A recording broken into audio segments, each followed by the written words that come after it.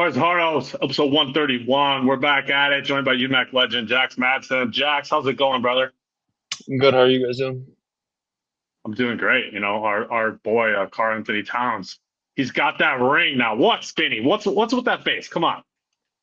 Yeah, I guess.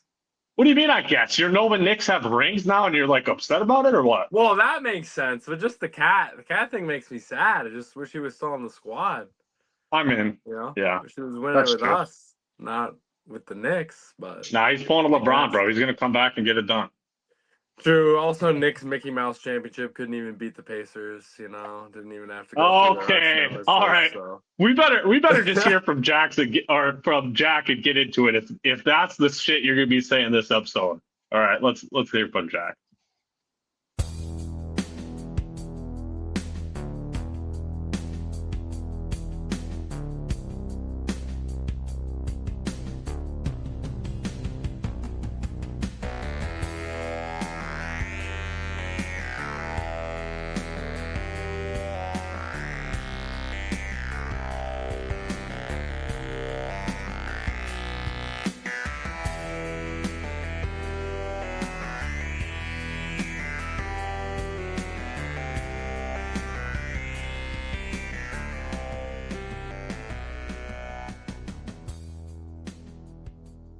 Spinny, we're start right there with that absurd ass comment you just made, bro. Mickey Mouse ring? How? Yeah. In what way? No Celtics, no Pacers. Pacers are the team that have knocked them out. No Celtics. You did not just say that. What do you mean? They lost to the Sixers. Yeah, they choked. They choked hard. Oh. But the Knicks couldn't beat the Pacers for the last 2 years and they didn't have to play them. That's all I'm saying. I'm not a Knicks hater. I was just trolling, okay? You don't have to throw me out like that. Jeez. I love the Knicks. My guy, Jalen Brunson. My favorite college player of all time, Josh Hart, getting rings. We love the boys. But just sad that Cat had to go winning somewhere else and continue the legacy of leaving and winning that the Wolves have. Within 2 years, too, which to make it worse. Mm-hmm. I think Wiggins was 3 years, but either way, all within 3 years, KG, K Love, Wiggins, and Cat. That is depressing. Makes you wonder if Ant's going to continue that. Let's knock on wood and hope not. But let's just start with the Knicks then. Spinny, your Nova Knicks, they won it all. Villanova, 2016. 10 years later, they win the NBA championship together. As a Nova fan, you already obviously talked about it very briefly, but how did that make you feel, like watching them just do it together on an even bigger stage? I mean, that was crazy. I mean, it was cool. Obviously, like I said, Hart was kind of my guy. But Brunson being the only one on both teams, I like it for Brunson more in the case of like being doubted to the nth degree and winning the ship as the best player. And there's just been some interesting takes this week about related to all this. So I'm going to ask you both a question I've been dying to ask. Is it a bad take to say that Jalen Brunson is better than Wemby right now? Is that a bad take? Right now, not projected future, today, right now, who's the better player? If Jax, I say what do you Jalen think? Brunson's better, is that a bad take? I mean, I would say it's a bad take. I would take Wemby over him. Obviously, Brunson was on the better team, and he probably performed better offensively. But just as a whole player, I would take Wemby both ways. So, wait, so Spinny, you're taking Brunson? Well, I'm just saying, Brunson. Like going into the series, no one thought the Knicks were better. So like. That it's is hard fair. for me to be like, going into the series, everyone thought the Spurs were a better team. So that's where it's like, that argument is hard for me. Also, like, Brunson affected winning more in the series. Like, he scored half their points in the game to win. Like, I just feel like Wemby right now doesn't have an ability to affect the game offensively well enough to be better than a guy who was the best offensive player in the playoffs. I don't know. Just an interesting take. I wouldn't say it's a bad take. I just wouldn't agree with it personally. But so like Spinny, you're telling me like throw out your top 5 then right now. You're saying Jalen Brunson's ahead of Wemby in your top 5. No, I That's what you're didn't say that. What I'm saying is I don't think it's that crazy of a take. saying. Okay. Yeah, no, I can see where people are coming from. I can't get there personally, but I'm not going to act like that's like a horrendous take, to be honest. I get it. They played each other head to head, right? And he outperformed them head to head. Yeah, and I don't think he had the better team necessarily. No, that was an excellent point by you because, yeah, obviously going in, I mean, what, Spurs were minus 500 or something absurd? Yeah. Yeah, and obviously Wemby factors into that, right? But I think if you just take those two out of it and rank the rest of the players going into the series, I think people would have said the Spurs had the better team.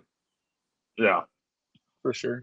I think Brunson, obviously, the first couple games, too, he did not shoot it great. Like, he was chucking. Like, obviously, his percentage is bad, but those last 2 games, he was the best player on the floor easily, I would say. But I think, yeah, like you said, Wemby, he'll get there, and I still would take him over Brunson right now both ways just because his impact.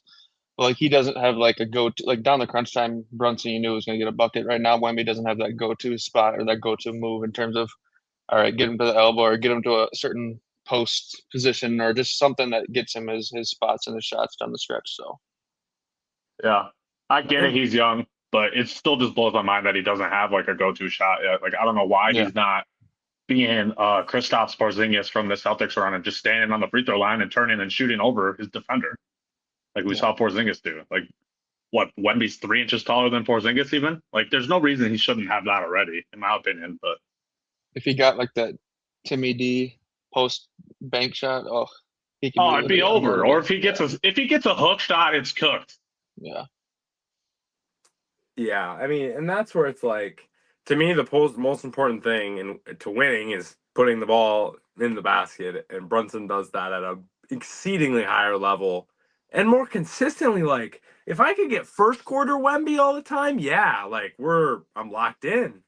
But fourth quarter Wemby and even the end of the third quarter Wemby was not the same player in the finals.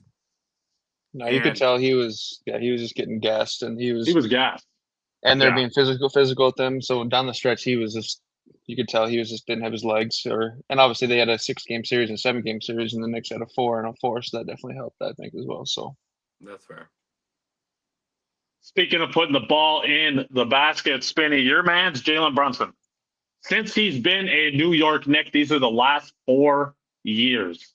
Last 4 years in the playoffs, he is averaging 29.5 points, 6.6 assists, 3.6 rebounds on 46, 34, 84 splits. So basically 37 and 4. And that's a 4-year sample size. And he's got basically the most wins in the NBA, the most points in the playoffs, all that. Like, he's top 2 in like every scoring category in the playoffs over these last 4 years. Yeah. That's insane. It's just like, again, it's Isaiah Thomas Pistons level stuff.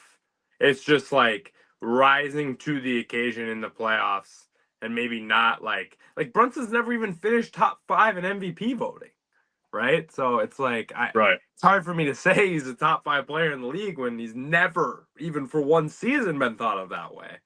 But this level of playoff upgrade performance is unbelievable. Is it like I was talking to some buddies. I was like, is he the guard version of Jimmy Butler, basically? Like, he's better in the regular season than Jimmy, but then just elevates to a top 5 player in the league in the playoffs somehow. Yeah. Right? Like, it's basically that same concept. Well, I got to ask the question then, Spinny. You kind of briefly just said it, but where does this put Brunson immediately, all time? Like, are you taking him over? I have to be this first take guy and ask this question because I want to hear your guys' thoughts. Like, okay, I'm thinking like the no ring guards that are legendary: Westbrook, Harden, CP3, John Stockton, guys like that. Where does Brunson match up with those players?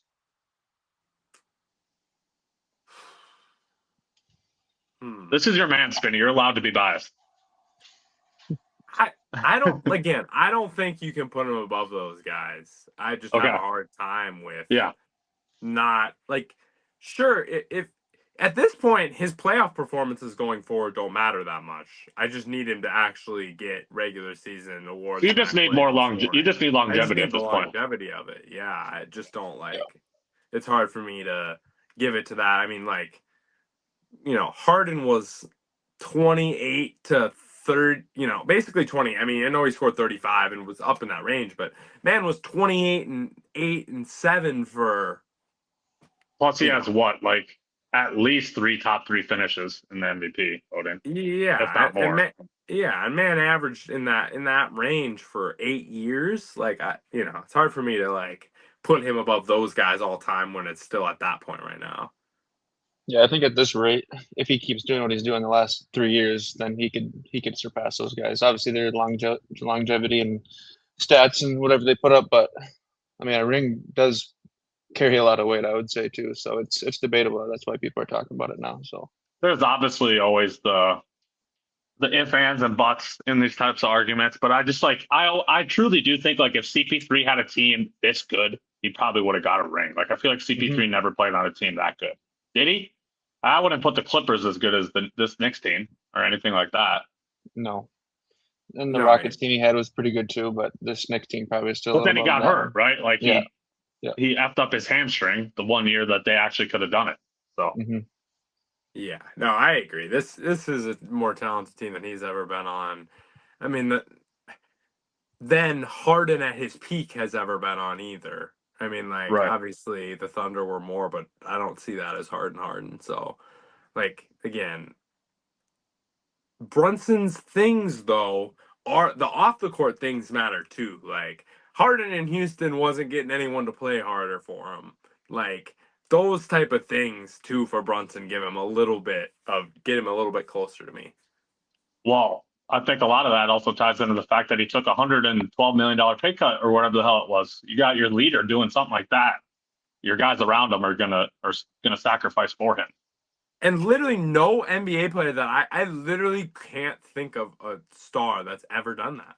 No, ever. There's never been. We just saw. I was going to bring it up a little bit later. We just saw Trae Young get over $50 million a year right now.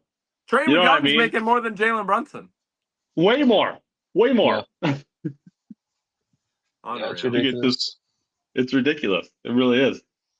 All right, we got to shout out. I got to shout out a couple other of these Knicks players, though. OG, these are playoff stats, not just finals. 20 points per game, 6 rebounds, 2.5 stocks. Absurd splits here. 56, 49, 84 shooting splits. For the whole playoffs? For OG. 49% from deep for the whole playoffs for OG. On freaking real. Crap. He had the best true shooting percentage in an NBA playoff postseason run in NBA history. He shot like 72% true shooting percentage. That's the best ever. I literally felt every time he caught it, especially in the corners, like it was going in 100 times. The corner. 100 times. Yeah. I would have to look at Synergy, man, to see those splits. I'm sure the corner was damn near 60%. I swear to God. He would not miss. It was facts, though. Anytime he pulled it from the corner, I was just like, yep. It was in. Yep. It was in. Karl Anthony Towns, our guy. Playoff stats, 16, 11, and 5. Again, absurd splits. 55, 46, 91. He is the first center to ever shoot 50, 40, 90 splits in a playoff run. Yeah, Spinny. Cat was doing that thing too, man. 55, 46, 91 is... In 19 games. They played 19 games in the playoffs. Went 16-3. That's the thing, right? Like, that's why I hate people that are like, oh, they played nobody. Who cares? They like shit on all these teams. Yeah. It's not like they escaped in 7-game series. They murdered everybody they played. If CJ McCollum wasn't just freaking Michael Jordan for 2 games, they would have lost 1 game in the entire playoff run. 1 single game. Yeah, their team shooting percentage was like over 50% for like at least 3/4 of those playoffs and then a couple of those later games. It was ridiculous. They literally, after they blew out in that game 6 in Atlanta, they had some of the point differentials. Are they the highest? Is it like point differential on a NBA champion? Or there's some stat. Yep, largest point differential in NBA history. Yep. And they still would be if you took away their 50-point win. they still would be. Correct. Yeah. Yes. Yep.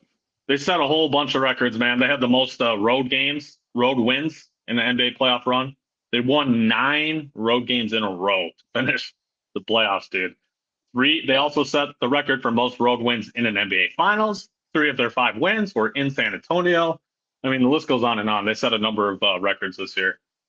So shout out to the Knicks. Also, Spinny, the 40-20 rule, man. Guess what? They were the 6th team in NBA history to not follow the 40-20 rule. Wow. We always talk about that like halfway through the season, right? It's like, okay, the NBA champion is going to be one of these 3 or 4 teams, right? It was not this year. They closed it all on the road too, didn't they? All their series, was it all on the road? Yeah, I believe so. Yeah. Yeah, well, I mean, half the arena is Knicks fans. It basically feels like a home game anyway. So Yeah, that game 5 in San Antonio was absurd. It was literally half the crowd was Knicks fans. Yeah. Last thing about the Knicks, players with an NBA title, Finals MVP, NCAA title, and College Player of the Year. Jalen Brunson joins an exclusive list. Kareem, Bill Walton, Magic, MJ. Only other players with Jalen Brunson to ever do that. That's your man, Spinny. I had to shout him up. I mean, that is Brunson's the best underdog story Ever. ever. Yeah, Maybe ever. Probably ever. I mean, just, second round pick, and no one thought he was going to be that good and undersized. And we're still chirping Becky Hammond. Never gonna. Yeah, can we get an apology from her yet, or what? Yeah, please. But we got Mark Cuban and Nico Harrison not wanting to pay him $50 million. Yeah, I mean, just mistake after mistake after mistake. Now, I do understand the Mavs want a little bit more because I don't really think him and Luka were playing together long term. So, I just don't. Neither of them can play that good a defense, and so I just think it's hard to play them together. But anyway, really great underdog story. Was an absolute demon in fourth quarters. Averaged over 10 points a game in the fourth quarter in the series. Just unreal closer. And the Knicks just did the same thing. Started the game slow. Spurs got out right ahead, and they just walked them back. And everyone knew it was going to happen, and they planned it the whole time. It was awesome. It was insane, dude. His leadership and his winning mentality, just where he's won at every level, I think goes very under appreciated and looked in terms of building a player and winning around a guy, because I think in that he's better than Harden in those cases in terms of being a leader and just winning and doing it at every level. So I think that it helps for the Knicks. So yeah, that is facts. Spurs had at least 12-point lead in all 5 of the games and lost 4 of them. That's just absurd. Let's talk about Wemby very quickly before we shift gears here. Wemby, what do you guys think, man? I mean, I feel like he became a villain over these playoffs. People started to hate him a little bit. I personally kind of love the shit he does. Now as a player, I'm kind of in that I hate him group, but just as a competitor, I love seeing that shit. You can't have both things. So many people are crying about the NBA being soft, but then they're gonna cry about him not shaking hands and doing stuff like that and being a douche and throwing elbows. It's well, you can't have it both ways, right? So it's I don't know. What did you guys think about Wemby and the villain arc that he had this postseason? I think he definitely took that role on more. Obviously, I think he with the media and even some of the stuff in New York after games, he definitely went through it, and I don't think he ever thought he was going to get into that as terms of what he was looked at as this fast in his career. But I don't think he cares as much. Obviously, I think he's young and his emotions get the best of him at times, because to be honest, I think he wouldn't have played in game 6 if they would have won that game 5, because they would have reviewed that closeout and he would have gotten a flagrant on that. I do think he was getting suspended there. Yeah, he should have already been suspended, but so facts. He should have gotten fined for the Nas elbow, and it was just, I mean, like I said, he's young, so obviously some people can give him a pass, but I definitely think he is a little bit dirty in terms of, not maybe he won't be forever, but this playoff run, I think he got frustrated with how physical teams were being with him, and he definitely showed some of that. So, no, I agree. I just think Wemby not getting suspended and fined made him a villain more than anything else. Because I think that like we saw Kareem do this type of stuff too early when he was getting shoved around and thrown around and stuff like that. Even Shaq in the Magic Oh days yeah, when he was a little bit Shaq like, was crazy. yeah, we saw a lot of that stuff. So I think like for young stars that are going to get their weaknesses picked on, you do have to like maybe do a little bit things that are dirty in order to be like, I'm not putting up with this crap, you know? So I do get that from Wemby. His attitude I don't think helped either. And just the way like there was a lot of smugness from the man, which I get. Like you're allowed to do that, but when you lose and don't perform well after doing that, you look like an ass. That's just the reality. And Yeah, then I think yeah. Miss Johnson and how he portrayed it as well did not help the situation. So I think those things contributed a lot to Wemby being the villain on top of the actions he was doing. Yeah, that is a good point. I that is one thing that kind of irked me a little bit. Like, at least give the Knicks a little bit of credit in your post game. Like, he never once gave the Knicks credit at all. Like, Yeah. I just you got to lose with humility too. You know what I mean? So I don't know. He'll I learn. saw Dude's 22 years old. Like, I can't imagine having that much pressure on you at the age of 22. You know what I mean? Yeah, I saw that when the Knicks pod with Brunson and Hart, and they were saying that when they saw them celebrate, obviously it's huge to win that young in the Yeah, road in OKC, but just how that kind of like motivated them, like, well, you still got to yeah. play us, like you, it's not over here yet. So obviously, I think that gave the Knicks a little motivation too, because That was definitely a little Wemby, yeah, premature there yeah, for And sure.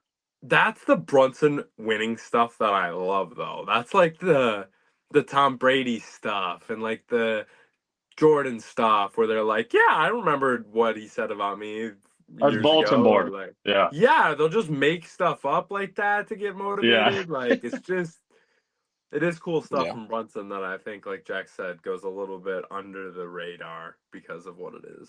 Hey, Spinny, I got to say, though, remember, according to you MJ stands, Wemby can now therefore never be the GOAT since he lost the finals at age 22. I never said that. Oh, that's Jordan stands. He went 6-0, man. Wemby lost the finals, so he can't be the GOAT anymore, apparently. Remember, that's what Well, you guys say. can anyone in the conversation like just win 6 of them? That would be nice. Hey, Like what about, okay, if Bill Russell's the okay, GOAT then, but apparently. Bill Russell is not better than Jordan when you watch him Oh, okay, play. so now all right, we're not getting The down this people in path. the conversation to be better than Jordan don't have as many rings as him. So chill out. See, If there's LeBron always got a the 6, you wouldn't catch me saying 6-0 is better. Jax, can you believe this guy? There's always a stipulation thrown in there. Yeah, we're not That's even gonna just get into how this. I This pod to go evaluate the all We're night. list. we're not getting to it because none of us are going to change our minds. We know this. I had to troll you a little bit, Spinning. All right. I have been rage baited. Yeah. All right. NBA mailbag. I won't lie. Shout out Bill Simmons. I stole a lot of these from his listeners. I thought they were great questions. I have to get your thoughts on some of these. Spinning, we briefly talked about this one off air. Jax, I don't know if you've heard this question, but if you could have 5 of one player as your starting lineup, what player would it be? So 5 LeBrons, 5 MJs, 5 Wembys, 5 Jokic's, whatever it is. Who are you taking and why? I think I think there's 2 very clear answers. I mean, yeah, obviously Wemby would be like a cheat code because obviously he can stretch the floor and shoot, but he also can literally protect the paint from wherever. So, gosh, but I mean, you got LeBron, obviously, but I mean, I think the answer is Wemby is what I would take. Just if I've seen him right now. I mean, a lot of people are gonna say MJ. I'm a LeBron guy over MJ, so whatever. But Yeah, another sneaky, I'm taking at least 2 different players, if not 3, over Wemby. and yeah, I'm not saying that for sure. A guy that I actually think like under the radar would be really good 5 of them is Kawhi in his prime, both ways. Prime Literally get Kawhi into would his be mid good, yeah. range, unguardable. Defense is one of the top defenders of all time as well. So Yeah, that's a good I one. think it was Kawhi, Wemby. I mean, Braun. I just think some of the guards is too hard because you got to guard, and some of these guys are undersized. It's Steph's and all those guys. But who would you have? Spinny, what do you think? I think KD's another guy we didn't mention AD, that should yeah. probably be in it. LeBron is probably where I would go, honestly, I'm just with taking the LeBron. size Yeah. dribbling whole thing. Mhm. Um, I think Steph would be interesting though, just from a pure like how do Offense. how do you guard it's just the guarding of it would be so hard. It's not like Steph could ever guard five Wembys, but I don't think five Wembys could guard Steph either. Like I think that Be a would be lot the of one points. thing to like get rid of the five Wembys would be Steph shooting from half court. So I don't know, but it is. You don't think Yeah. 5 Wembys could guard 5 Stephs? I don't Imagine know. literally what they would I- cover in the paint, and you get Steph gets into the paint. What's in there with Wemby? Like I mean, yes, he Right. would score in them, but like I just feel True, like but like Steph Can that drive combined and kick, the wingspan. Wembys have to help, and then you have to pat. Like I don't know. I just think you're getting a lot of open threes. But Also, how many can five Wembys chase around five Currys that much? Curry is sprinting around the floor at all times. but You know You what I don't who's need mean? to chase. They screening? can Who's switch. screening? They can just switch those screens. You know what I mean? Yeah, Push that them would down. like a extended 2-3 zone of That's what I five mean. Wembys It would be literally disgusting. connects from one one side of the court to the other. Yeah. Oh my god, that is a funny hypothetical though. I wish there was like maybe I just got to do it on 2K and just like create a tournament of these and see what happens. All right, Alright. thoughts on the Ringers top 100 players, fellas? I'm sure we've all seen the list as of now. I'll at least just say the top 10. SGA is 1, Wemby's 2, Jokic 3, Luka 4, Brunson is 5, Ant 6, Giannis 7, Kawhi 8, Cade 9, and 10, Stephen Curry. Spinny, why don't you start us off with the hate for your Celtics, mans? Yeah, I mean, I don't think I have to go crazy on Brown and Tatum being at 13 and 14 is unbelievable. Isn't that absurd? Like I don't don't for 1 second tell me that you would rather have Cat or Donovan Mitchell than Tatum and Brown. Steph Curry. That's I'm just sorry. Throw Steph Curry in there. I'd take you Tatum over Steph Curry every single day of the week, dude. It's not even a debate in my eyes. They just Curry do is this off recency bias. So 37. you know that you guys know they do this list off of just what just happened. Like Right. they, But that's what blows my mind, though, is because Curry was also hurt at the end of the Yeah. season. So why is he still ahead of Jalen Brown, who was Yeah. just the first player off first team All NBA? Like he was and that Kawhi first guy in second team. Kawhi didn't even make the playoffs. And then how no, do but you he had the best statistics season of his career. Like He Kawhi was first really team good All this year. NBA. But you put a second team All NBA player at 14? Yeah, the Brown one's. I could definitely question that one. That The makes no Tatum sense. the Tatum one I get more because Yeah. of the injury and him coming back. Like that I can understand. But yeah, Brown's the biggest one that I was like, holy crap. I just I don't think Brunson's going to be in top 5. One, if you'd say in a season where all these guys stay healthy the whole year and like perform how they usually do on a yearly basis, I would say. Obviously, I think those top 4 of the Euro guys are going to be the top 4 for the most recent. But with Yeah. Luka, Jokic, Wemby, and Shea, but it's Going also yeah, like definitely. how I don't know how you're What? boosting again. Brunson, we already hyped him up. He earned that based on Finals MVP, whatever. I just also don't know though, in theory, how you can vault him up to 5 if you're also going to say Cat's the 12th best player in the world and OG is in at 21st. Yeah. Basically 3 top 20 players then. I don't Which- know.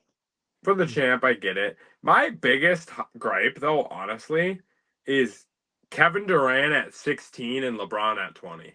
That makes no sense. None. They should be Absolute right zero next to sense. each other. Well, they should be right next to each other, but why is Bron and KD's team like? KD train wrecked the Rockets. Yeah, he that's train bad. wrecked the whole team. The Lakers I beat the love Rockets KD. in Yeah. the playoffs. I was And the LeBron biggest was good. KD defender ever, but like he train wrecked the team. LeBron this season changed how he played completely to win with Reeves and Luka. Then once they got hurt, changed back again, and then beat the team KD's on in a playoff series where KD was hurt and couldn't play in it. Like what? I've actually never seen you bash KD like this, Spitty. This is amazing.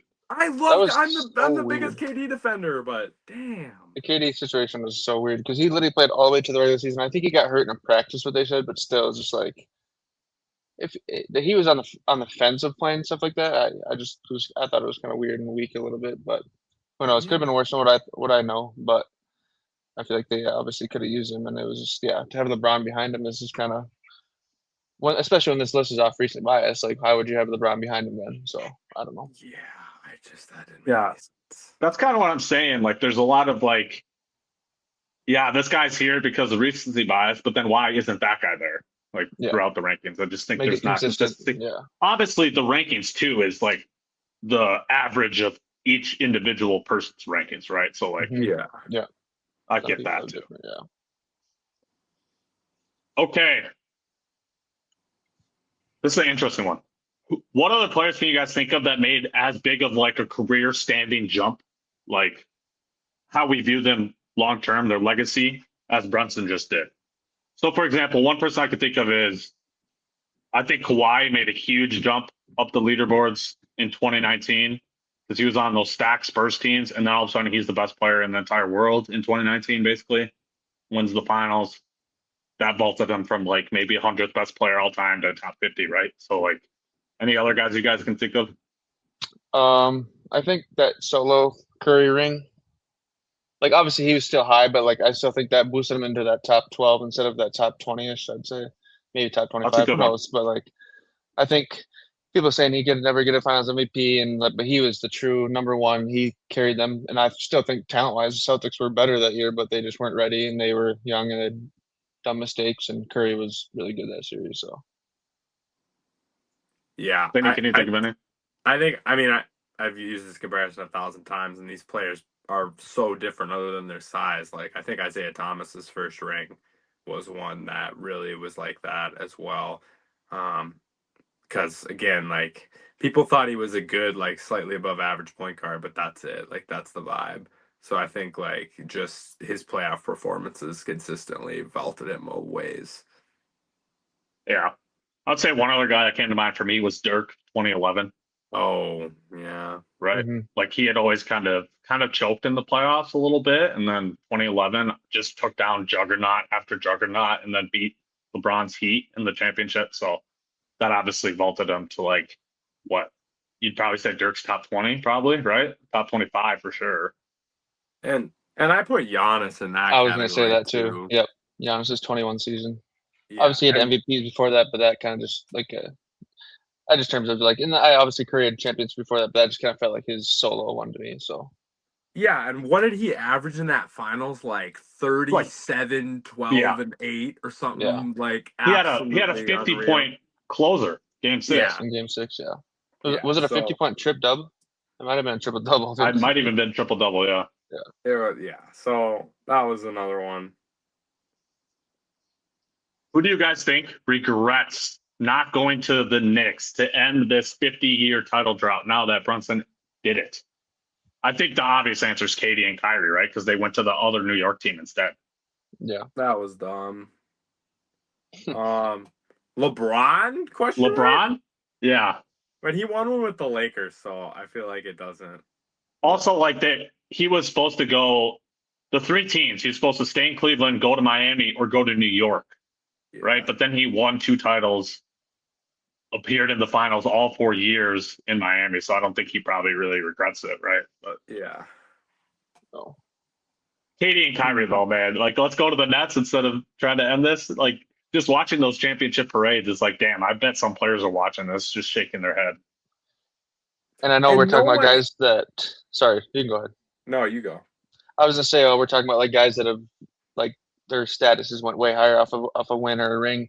You could also have the conversation of guys that if they would have won that one, where they could be now. Like I was thinking of the Pacers team, if Halliburton doesn't get hurt, where's Halliburton or like Siakam, guys like that? Where do their outlook on them now? Like there's just a lot of guys, and you look at the Thunder too. Like Shea's probably not as high. Obviously, he's got 2 MVPs now, but some of those guys, like who knows?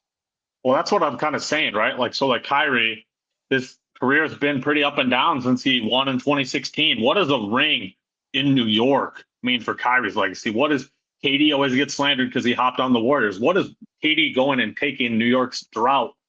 What does that mean for their legacy too? I feel like those guys just could have been vaulted. Like KD probably would have been a lock top 10 player if he brought New York a title, right? Like, yeah. How about KD going to the Knicks when he was with Phoenix and being on this team right now? Mm-hmm. Yeah, that's true. Yeah. That's why it confused me. Like when obviously when the Wolves were in on KD the last couple of years, like why he didn't want to come to Minnesota because that would just have been probably the biggest for his jump in his career. Like going and obviously you got Anthony Edwards who's going to be, if not number one, number two on that team. But I think those obviously would carry a lot more weight than what he's done. And obviously it's a risk to take on KD, but just for him to say that he doesn't want to come and sign an extension with us, it was kind of like, dude, you don't realize what this would do for your career because this is the team that has a chance to win a title if you were added to it. But Yeah. whatever. Exactly. This one's gonna be really tough, guys, especially with no prep. By the way, Hard as Hardos, Jax and Spinny have never heard any of these questions unless they listen to Bill Simmons' pod. They were not prepped for these questions. But the Mount Rushmore of New York sports. There's been a lot of icons in New York. To name a few: Derek Jeter, Jalen Brunson, Eli Manning, Lawrence Taylor, Babe Ruth. You got all the old Yankees, right? You got Ruth, Gehrig, DiMaggio, Mariano Rivera. You got Jets, Joe Namath, if you want to throw him in there. You got the old Knicks, Willis Reed and Walt Frazier. If you had to pick 4 guys to be on a Mount Rushmore of New York sports, who would it be? This one's really tough. I feel like Babe Ruth and Jeter are both on there for me. That's what I was gonna say. So 2 spots for Yankees. I think Brunson has to be on there. No. You got to give a Nick a player. I'm probably putting Patrick Ewing if I'm putting a Nick. The one that didn't get it done? You're putting him over Frazier and Reed and Brunson? I think so. I think he was the best player. Right. I respect it. I might put Pat too, but I think Brunson in 5 years from now could be on that list replacing Pat. That's what I think. Yeah. I would probably put Eli there too, just because obviously New York football is a hard market to win in, and also beating that undefeated Patriots team, I feel like that ring holds a little bit more than one ring, I'd say too. So we kind of agree though it needs to be 1 basketball player, 1 football player, 2 Yankees. Probably. Yeah, just because the Yankees have won so much. Yeah, probably. Is there a New York, like, are we counting the Devils? Like, can I put Martin Brodeur on this list or not? You could, and another big one would be Mark Messier. He ended the 50-year Rangers title drought as he was the best player. So Messier probably has the same argument as Brunson, if we're being real. He ended a similar title drought. What about Mariano Rivera? I feel like we're just like sleeping on him. I feel like he was loved by New Yorkers. I just feel like he can't get over Jeter though. Well, yeah, I mean, you got Ruth, Gehrig, DiMaggio, Reggie Jackson, Jeter, A-Rod. Like, it's just it's so hard. I'm telling you, there's a lot of legends. Jeter 2-way, obviously hit and defend. Compared to a pitcher, is just a little. That's why I'd take Jeter over a pitcher. But yeah, fair. All right, last question I have for you guys before we jump to the NBA draft. Any bold offseason predictions or takes, trades, free agency, the draft that happens tomorrow, anything that comes to your mind? Spinny, why don't you start us off with a Giannis thing? Because obviously there's been a lot of buzz about Giannis to Boston. Would you like that?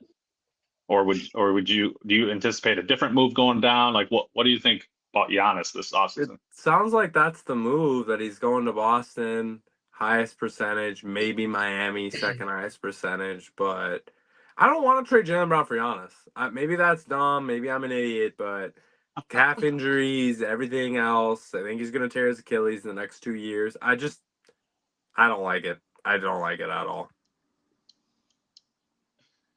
I mean, I understand. I when I was just hearing stuff when people were saying that Brad, the guy who kind of puts together the Celtics, he just said that they hadn't heard him that kind of disappointed and just upset after a series. Because obviously they were better than that Sixers team, but I just think the way that they play sometimes can bite them in the butt. Like they shoot a lot of threes and they just need a little bit more of the inside out. So I think Giannis obviously is a risk, but I feel like a lot of players when you get to that 30s is going to be any risk. I mean, for the most part, besides probably like LeBron with non-injuries. So I don't know. I mean, I think the Knicks probably are favored now for the East next year again, or at least up there. And you got to switch it up a little bit. And Tatum might still have a little rust to come off next year. And obviously Brown had a really good year, but I think this is the peak value you're going to get for Brown. This is his best year. I think he does want to have his own team. I don't know what they're behind. He definitely does. Yeah, with him and Tatum, what they're their relationships with, or is how it's going. So, I mean, I understand why the Celtics are doing it. If I was a Boston fan, I also, in your view, I understand why it'd be a little hard to come on and take Giannis. So I don't know, but I mean, Giannis his two-way ability is higher than what Brown's is, obviously. So I think if he stays healthy, I think they'll be a better team with him. So You guys think it's pretty safe to say Giannis will still be in the Eastern Conference next year? Seems Either like Miami or Boston? I Probably, think so. right? Everything that we're hearing, yeah, I would say so. All right, well, my bold take, I don't know how bold it is because there's obviously a lot of rumors circling around. Kyrie Irving is going to be a Minnesota Timberwolf. Let's just speak it into existence, fellas, please. What are we giving up, Randall? Randall, DiVincenzo, 28th pick. It's likely a 3-team deal. I just don't see it getting done any other way. Those would be the main 3 assets going out. Maybe TSJ instead of Dante. I just think people like the Dante because he's he's why am I forgetting the name? Expiring contract. He is a free agent after next year, so they get off the money. So he could come back after that anyway. Yeah, he could. He's We could get him back next year anyway. He could pull Mike Conley. Yeah. That's who I want. I want Kyrie, but everything that I'm hearing a little lately and what I'm reading and stuff, that the Mavs, they want to keep him, but who knows? Obviously, you got a new president. You want to build around Cooper. They just hired Dusty May, who's not super young, but he's still newer for NBA. So maybe I think, what if they ask him what he wants to in his input? So if I had to predict, that's what I want, but I think we're gonna get Ja.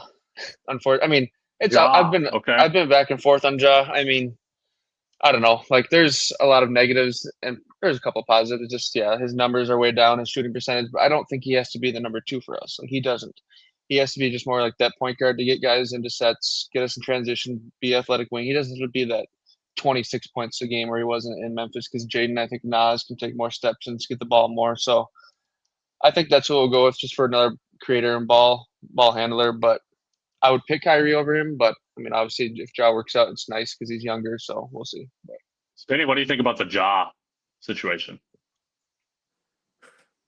I would rather have Kyrie. My concern about Kyrie, though, is coming off the injury he just came off of being a smaller guard later in his career. Like, is he still going to be explosive? If he is, I'm locked in. Ja's hard for me because I don't know, like, what's the Ant-Ja relationship and interaction going to look like? Like, if would be interesting. If that can work, then I'd be in. I just don't know, like, is Ja gonna be okay being the 3rd scorer, 4th scorer? Like, I just don't know where Ja's at mentally, and that worries me with all the unknown. So there's unknown either way with both of those guys, really. Yeah, there's risk in anything you do right now, and I think if Ja's okay with being, he could still have those high scoring nights, but if he's between that 17 to 18 points a game and he gets that 7 to 9 assists a game, I think he would take that for winning games. I think he would definitely take that. So, not saying that's what's going to happen, and he might not like that, but if he can buy into that, and I think him and Ant, just things I've seen, are pretty tight. And I know that Ant said that he reached out to him back when he was even at Georgia, just when he was first in the league, and they've been kind of buddy a little bit. So not like crazy, but I think that Ant's hard to not get along and play with. So yeah, that is true. That is a good point. If Ja can accept that role and be in it and be excited about it, I'm in. Facts. No, same. And also, like, for the price of it, right? Like, you're probably looking at a Randall, Dante, 28th pick for either of those 2 players. So at that price, I'm in it for the risk. Yep. Just need something different. You need ball handling. You need guys to create stuff and not have Ant play on ball as much. Guarding guards. Let's just get a point guard, please, man. Like, just please.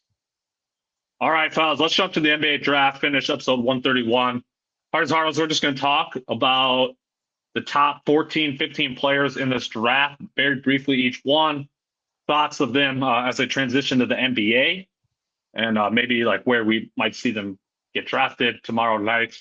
Any of our general thoughts on these top players. Like I said, we're sticking to top 14, 15, so the guys projected to go in the lottery. Let's start with the projected number 1 pick, AJ Devanza. Fellas, is that who you expect to see get their name called first tomorrow? Is AJ at this point?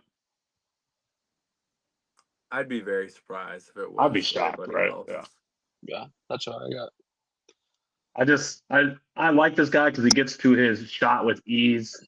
I feel like I've said this on the pod before. He reminds me of a taller SGA, where he's just getting to his spot with ease. He's kind of lengthy, like SGA too, right? He loves that mid-range jumper. I just think he's taller and more athletic, right, than SGA, obviously. So he doesn't have the ball handling or vision that SGA does, but the ability to score, ability to get to the free throw line, draw fouls, and that athleticism. I mean, I view him as like a no-brainer, in my opinion. I was probably more back and forth with Peterson and him, but obviously they re-signed Trey, and Peterson can still play off ball with Trey, but I just think they need you can find. I don't know. I went back and forth, but I think AJ is probably going to go one, and he can fill in that role, and he can be a multi-time All-Star, and he can maybe be a face of the franchise. We'll see. I still think he can, but I think there are some questions for every guy. But like you said, who'd you say your comp was with him? Oh, like SGA, taller SGA. Taller said like SGA. I said like a Tracy McGrady or Paul George type. Paul George, Paul George, at yes. 6'8". Yeah, he can get his own shot. He's athletic. So yeah. And even Kawhi, I think, could be a good comparison, but that's a hard one because Kawhi wasn't a shooter at all. Yeah. Like, and he was the defense. Like, I don't know. Yeah. But I also liked, height, obviously, aside here, but I think Jalen Brown's a decent comparison for getting downhill and getting to his shot. I agree. And things he likes to do offensively. Obviously, Brown's 6'4" or whatever, so it's not quite the same, but. If you think if Flag was in this draft, do you think he'd go one over AJ, or would you take AJ over Flag? I'd take Flag. I'm taking Flag. Yeah. I think the real question is Harper. Yeah. I think going into the draft, he goes above Harper.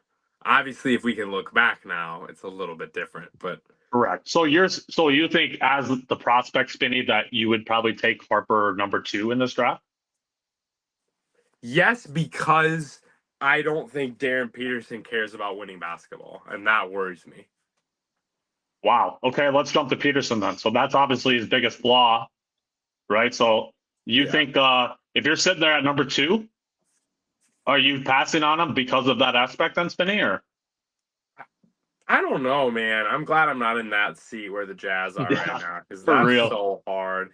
It would be hard for me to give up on his talent level and what it is.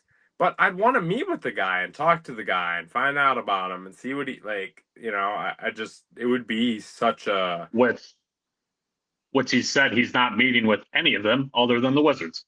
Yeah, so that's where it's like I don't like. Even though I think yesterday they said at the whatever or something where he said he did meet, actually did a small interview, not like an on-court workout, but he did meet with the Jazz finally now. So. Oh, okay. So that's where a lot of it would depend for me, is just like, can I trust this guy to give him my franchise? Because the talent is there, up and down. Right. I would take him too. His talent it's hard to go away from. I would, yeah. And Bus, who's the last guy that you remember saying that he doesn't care about winning in a draft? Yeah, you're right. The Anthony Edwards, right? Yeah. That's what I keep going back to with Peterson too. It's like, man, I don't know. I hear the same crap about Ant. Yeah. People compare him play style wise, Peterson to Ant too, and it's like, man, it'd be hard to pass up someone like that. But the sitting thing was weird. Ant never was weird. It was just there's so much weirdness. Like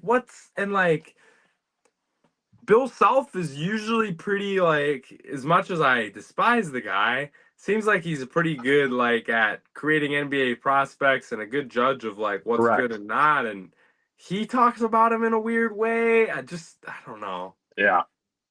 I do think if you're picking someone top 4 or even top 2 for that matter, you probably want a natural leader. This isn't really a dock against Peterson because not everyone is born to be a leader. That's just personality type. But he has said himself that he's a quiet loner.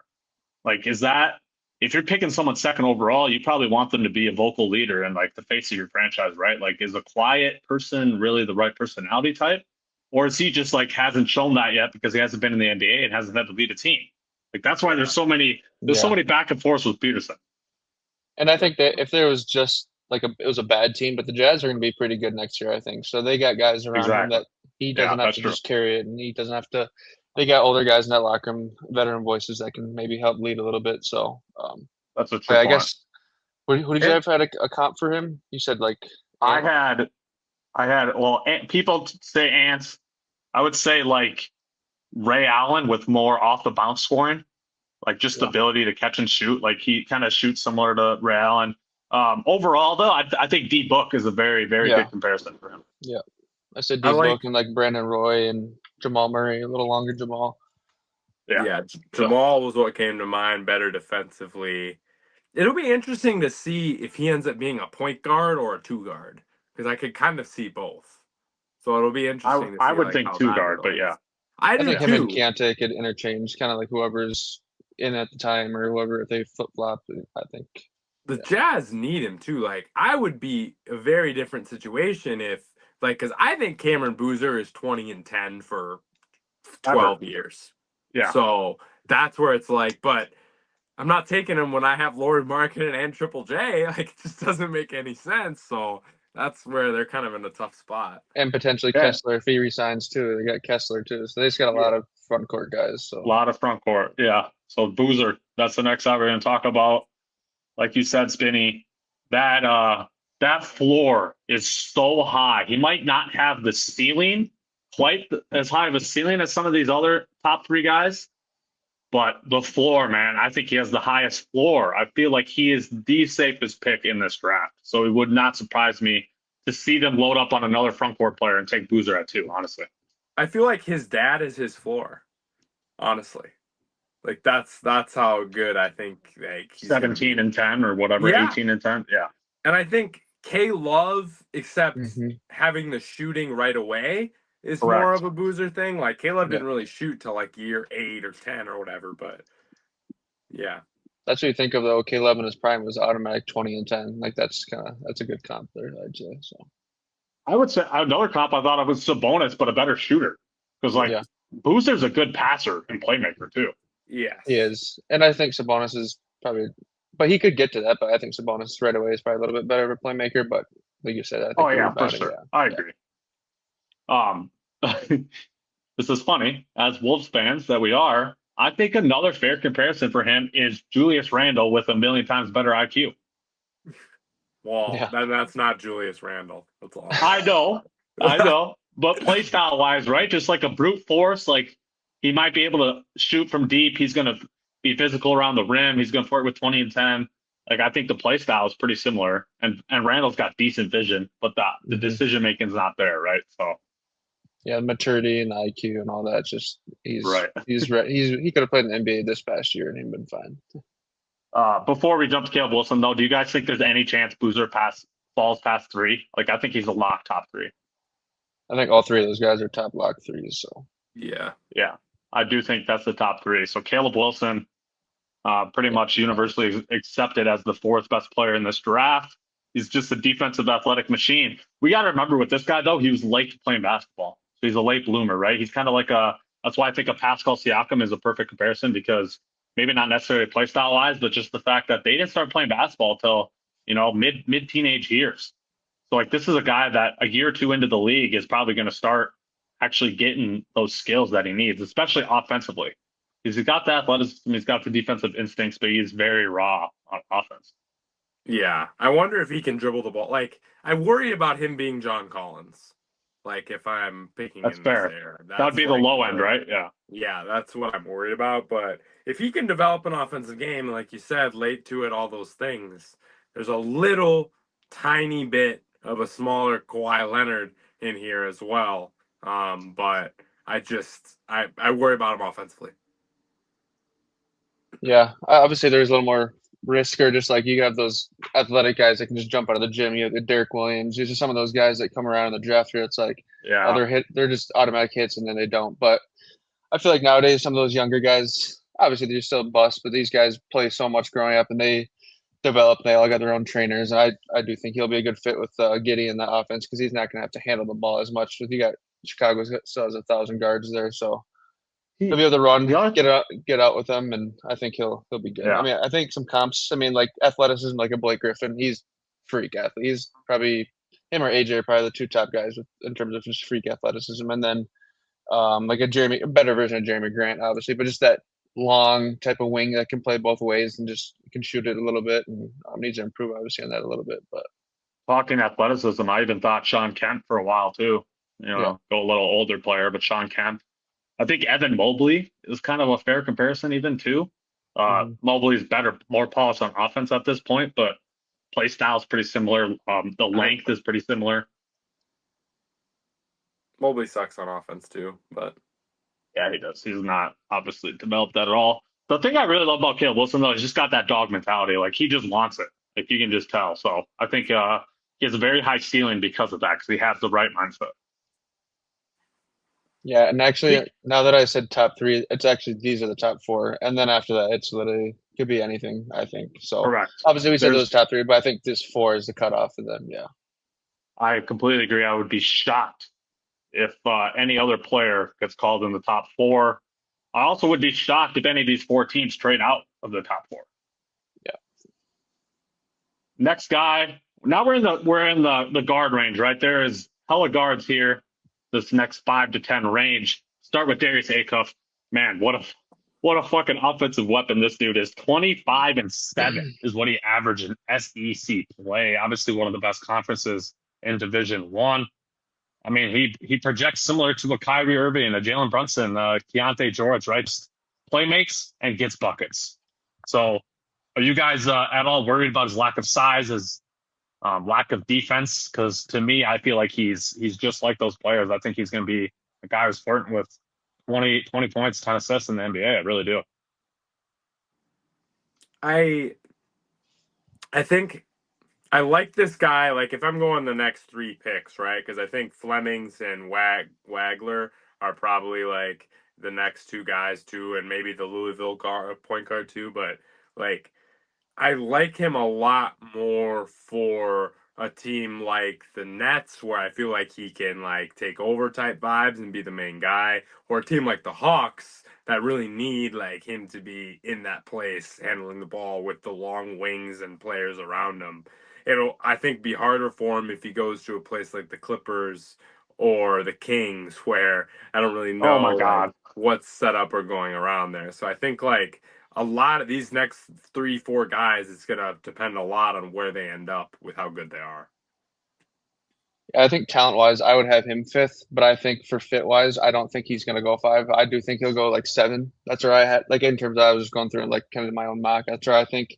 I think Sacramento, I heard, is where he wants to be, and I think he just wants to be like the point guard of the future, and he doesn't really care who's there. I think he wants to just run the show.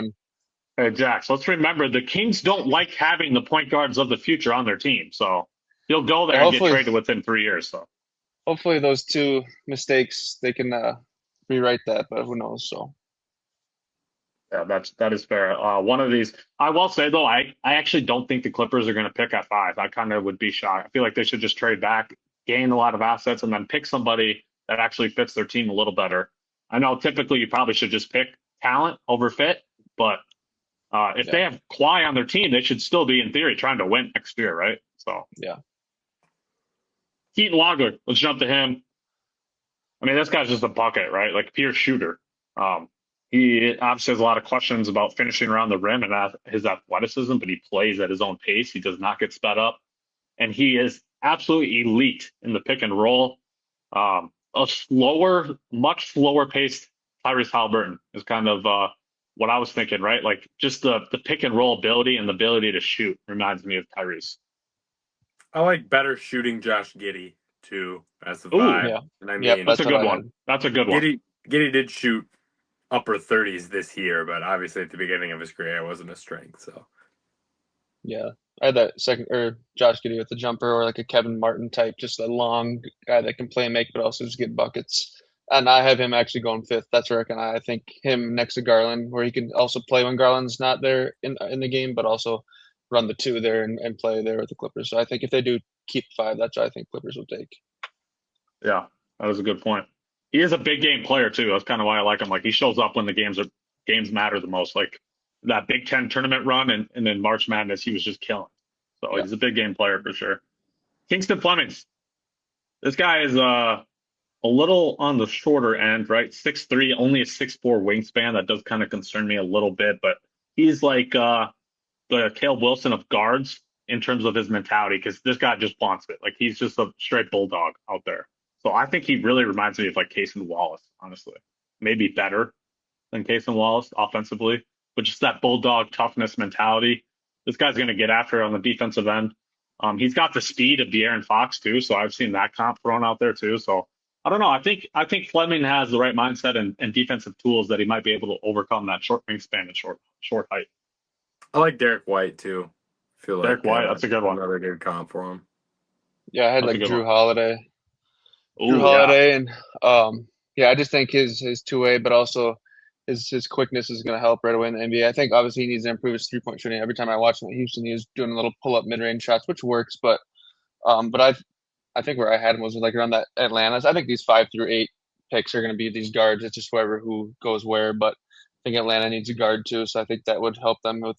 And obviously CJ is there, but they just need a Right. guard there too. So. But yeah, I like the way he plays, elite speed. And yeah, I think he'd fit Atlanta's athletes too. So Yeah, agreed. All right, next we got Braden Burries. I mean, he's kind of like Kingston Flemings too, with that like tough nosed defense, right? Like, I feel like I actually had Derek White written down for this guy. Spinny, what do you think about that? Yeah, I don't hate it. I think, like you said, I think they're similar play style players. I do think the difference though is Burries is more off ball, while Flemings is like definitely more on ball. So I do think that's a plus for Burries though, right? Like, he can come down, he can come off pin downs and off ball screens and get the ball. He doesn't need the ball in his hands per se. I do think he kind of reminds me of like a Marcus Smart even too. That's a good one.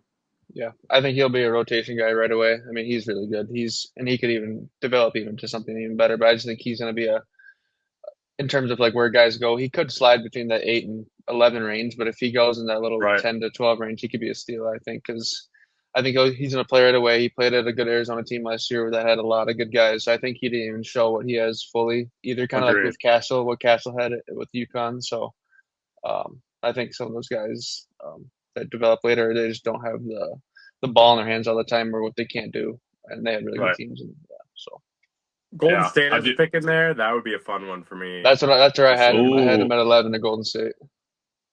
Wow, that would be fun. I do think like he obviously doesn't have the upside of some of these other guards, but I do think he has a very high floor. Like, I think he's going to be a good NBA player. Yeah. I do think so. The next guy, this guy, man, there's a wide range of outcomes here for Michael Brown, I will say. Injuries obviously limited what we saw from him at Louisville this past season. He's a good playmaker. He kind of plays similar to Darius Acuff, I would say, but not quite as offensively talented but better on defense. Brown is definitely better on defense than he is. 6'4" with a 6'8" wingspan. Those are pretty good vitals for a guard. His decision making is tough, really tough at times. I would say that draws a clear comparison to LaMelo Ball on the high end, Ooh. or on the low end, D'Angelo Russell is what I'm Yeah. thinking for him, Or Jordan Poole. or Jordan Poole, right? That's a good. That might be the best one even. Jordan Poole and D'Lo are the two names I had written down. Okay. So that's where you guys are thinking more, like he's probably going to hit that instead of the higher end of like LaMelo Ball. We'll see. I mean, yeah. Right. Depends on team, obviously. I had a little bit of Garland too, just in terms of like a guard that yeah. can just go and score. And he was kind of the only guy in Louisville that was like the main guy, where Garland was at Vandy. It was kind of like when he was healthy and playing, there was games where it was like this dude's pulling from 30 feet and he's scoring 35 plus as a freshman in the ACC. So he was, I don't know. Like I said, these guards could go anywhere. I think I had like Brooklyn taking them, but I know Brooklyn like missed on 5 first rounders last year pretty much. But I think they just got to try another one here. But yeah, let's just be the Nets. Let's draft 5 playmaking guards or players that need the ball in their hands, and then go draft another one this year. That is definitely what the Nets are going to do, 100%. Out of these guards, who's going to be the bust? One of these guys is not going to be good. I mean, I feel like the obvious answer is Michael Brown, but if you were to say one of the other guys is going to bust, who would you think? Flemings. That's mine. Yeah, Flemings. He reminds me of like that Ty Washington. Remember him at Kentucky? That's kind of Wow, that is he's better. Buck He's remembers better. him. But Ooh, that's a tough one, bro. If he's Ty Washington, then that's gonna maybe be because tough. he looks like him a little bit. Maybe just because he looks like him. But I just think because he just like doesn't shoot it great from three, and you got to be able to space in the NBA. So and obviously guys can develop that, but and maybe I don't know. That just and obviously all these guards could be good, but it's just hard when there's these Right. many. There's going to be at least one. I feel like so. Yeah. Well, the back end of the lottery here. Let's just group these three Michigan guys together. It sounds like all three of these guys are going to be going in the top 14. Jaxel Lendenborg. I'm not even going to try to pronounce this. I don't know how to pronounce the first name, but Mara, the 7'3" center, and Merez Johnson. Obviously, Jaxel, a little older, but he's NBA ready. He's going to come in and play rotation minutes for one of these playoff teams. I really do think so. I mean, he's kind of like a Aaron Gordon in my eyes, just like a good playmaker from the floor, has good size. He's good defensively too. He can switch and guard perimeter players as well. He's like a legit 1 through 5 defensive threat. So I think I would say I'm probably the highest on Jaxel, but are either of you guys super high on Mara or Merez Johnson? I feel like they're all pretty close. Yeah, I think they're all pretty in that same range. I think it's just fit what teams need for fit wise. Like Yaxel, like you said, he's older, can play positionless basketball, like a PJ Washington where he can play. He probably even might handle the ball a little bit better than PJ, but he can play a 2 through 5, especially guard. Athletic, can get up, but he also can stretch the floor. So no, and I think Mara, he's got a lot of potential. His ceiling is probably the highest out of all these guys in terms of stretching the floor, guarding probably a 4 and 5s in his I do feel wingspan. like his floor is the lowest of the three, though. Yep. No, I agree. So it's but like I said, I think it's based off team need and what these guys need. Like the Thunder, I think would love to have Mara just in terms of trying to guard Wemby down the years here. Besides Chet, he could be another rim protector for the Thunder at a cheap option. So I don't know. And Merez, he's just more of like just an energy guy. He's gonna go and get you 6 offensive rebounds one night and have 15 or 17. So he's not gonna always put up huge numbers, but he's just really athletic and he's a good player both ways. So. I actually for Merez, I put down like Daniel Gafford or like Clint Capella. Like those are the vibes he gives me. Just works their ass off. Like you said, it's going to be a menace on the glass just purely because of the mindset and the motor. Like he's undersized. He's only 6'9", but he has a 7'3" wingspan. So that's why I think Merez Johnson has a pretty high floor. I feel like he's going to be a quality backup big in the NBA. I really do. Isaiah Stewart is what I had kind of for a comp too. Isaiah Stewart. Yeah. I think that with May getting Dallas, I could definitely see them maybe jumping up at 9 there and taking him. I was just going to say that. Or what are these 3 players going to get drafted by the freaking Mavs now? Or what? It might. So you would think, right? I like if they're going to keep Kyrie and they don't want another guard, I could see him going after one of these guys. Yeah. Agreed. I like the Yaxel comparison to Tobias Harris. I think that's good with the all-around stuff he does.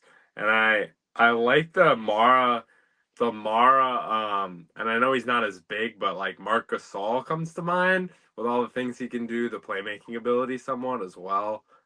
So I think both these guys are Brooke Lopez. Brooke Lopez, yeah. Or Klingon, who's more recent, who's gotten to be a little bit better shooter, who's with Portland now. Klingon, yeah. That is okay. Let's jump off Michigan, guys. Nate, amen. Are any of you guys sold on this dude? Because I'm not. I think to me, he just reminds me of a taller Harrison Barnes, which I don't think he'll even be as good as Harrison Barnes in the NBA, if I'm being honest. Yeah, I mean, there's a lot to see with like the ball skills and shooting development, and just seeing like if he can actually develop those things, and if he can, I think it's Jalen Johnson, and if he can, I think it's like, like you said, Zaire Williams, Derek Williams, whatever bust you want to throw out there. Yeah, I think he's my bust in that top 15 probably. I would say just because there was talks where he would maybe go back and play another year, which I thought he should have done, and then he could have been a top 5 pick next year or something. But obviously, he's got the upside, and he's still going to get paid a lot being in the top whatever. But I could see like Milwaukee taking him in there with their pick, and that not working out for Milwaukee, and just losing even more on that trade if they get rid of Giannis or whatever. But so obviously he's got high ceiling, but his floor is just he's got a lot of stuff to work on. So but he could prove us wrong, but it's a risk a little bit. So I just don't see it. I'm sorry. Sorry, Nate. Yeah. Amen. Maybe you'll prove us wrong. Last two guys we're gonna talk about, fellas. Koa Pete, Arizona. Obviously, this guy can't shoot a lick beyond 15 feet. That's obviously a huge concern. 6'7" with a 6'11" wingspan. He's thick too. He's already about 240, 250. He's got a thick frame. He's super athletic. I think if he's able to, and he's a winner. This is actually, if you just look at from high school to now, he's probably won the most outside of maybe Cam Boozer. Like, this dude won multiple state titles in high school. Obviously, Arizona was elite. So he's just a winner too. I think like Tobias Harris with no shooting whatsoever, but just like that physical forward. He's going to get to the rim. He's really good in mid-range shooting. But this guy just can't shoot a lick from deep. So I don't know. Yeah, I just don't like the shooting ability. Like, is this? I don't know. Jeremy Sohan ? I don't know. That's wow. I mean, I know Jeremy Sohan, the guy who clamped Wemby for 10 seconds. Come on, bro. I think he's a risk too. Obviously, he's a guy that like he doesn't have to score a lot. If he's on a good team, he can be a rotation guy and go guard guys and just get some rebounds. But I don't think he's gonna be a unreal player. But I mean, his body is not okay. He's not Paulo, but he's got that body like Paulo, where he can. We're in a game where he can just obviously just over physical guys that are playing that 3 or 4 position where he's just over physically matched a lot of guys. So, and where Paulo's not a great 3-point shooter either, and he's okay in the mid range. So I just see some of those similarities a little bit in terms of for player comp. So yeah. Last guy, LeBaron Philon. Obviously, guard from Alabama. He is a good playmaker and a good scorer. He's a good shot creator. He can catch and shoot and score off the bounce. Obviously, the main concern here is the lack of size. This dude is tiny. He's 6'3", but he's like only $170. So super small frame. Obviously, there's concerns how that'll last up in the grueling NBA schedule. Plus, defensively, obviously, I think Kobe White is a good comparison. The dude's going to be able to get buckets, right? So, I could see him turn into a quality NBA player. That size is definitely a huge issue. More like Rob Dillingham than Kobe White, I think. Oh, God. I knew someone was going to say that, dude. It's the perfect comp. You're right. It is. That is a great comp. It is. I like him. He wasn't. The only thing, though, is Rob wasn't that good in college, though. No. True. Like, LeBaron's out here getting 20 a game. True. Yeah. But his shot's way smoother and nicer than Rob's. Rob has that hitch, and he just, I don't know. Obviously, the skinny guard is going to be a risk for any team. Now, when you see some of these guys that don't pan out. Yeah. But man, he could definitely be a bucket getter like a Jamal Crawford, just where that type of role where he just comes in and just gives you guys that's a good one. Buckets and can shoot and extend. So I did see the Wolves have been talking to him. If the Wolves keep their pick and he falls that far, they are eyeing him. I would not hate that for the Wolves. Maybe it's just going to be another Rob Dillingham, though, because we know our coach. He ain't playing him a lick. It does not matter where he gets drafted. He's not going to play next year anyways. But I will say, if he falls to us and we take him, I won't feel as bad because we don't give up a future pick and trade into the top 10 like we did for Rob. But yeah, it would suck Correct. If he didn't pan out. But no, I don't think he'll fall to us anyways. I think he'll get picked before. But all right, last question for both you guys, and we're getting out of here. Timberwolves, do you guys want us to make the pick, or are you praying that it gets traded with Julius Randle or something for another player? Ship it out. Ship that shit out of here. I do not want to see that pick tomorrow. You with us, Jax? Get it out of here. Yeah, get it out of here. I want to get a point guard, though. Give me a point guard with it, please. Give me a point guard. Kyrie Irving, please. There is concern, though. I forgot to mention this before we started talking about these prospects. Kawhi, Giannis, Trey Murphy, Herb Jones. Those are the 4 biggest names of players that can get traded before the draft tomorrow. Kyrie cannot be traded by tomorrow, so we would have to wait for that one. Oh, he can't? That's what I saw online. Don't take my word for it. Those were the 4 players that I was notified by Sleeper that could get traded by tomorrow. So we'll see. Randall for Trey Murphy? Shut the hell up, Spinny. Yeah. Oh my That god. would be the worst trade of all time. True, but Yeah, it's the it would be. Pelicans. You never know. It's the Reunion Pelicans, with baby. Julius. God. All right, Hearts Hardos. That's episode 131. Can't wait for this offseason, man. The NBA offseason. We start with the draft tomorrow, and then shortly after that, we'll have free agency and trades kicking off. So I just can't wait. Can't wait. Let's get crazy. All right, Jax. We appreciate you, brother. Yes, sir. Appreciate y'all for having me. All right. See you, Hearties and Hardos.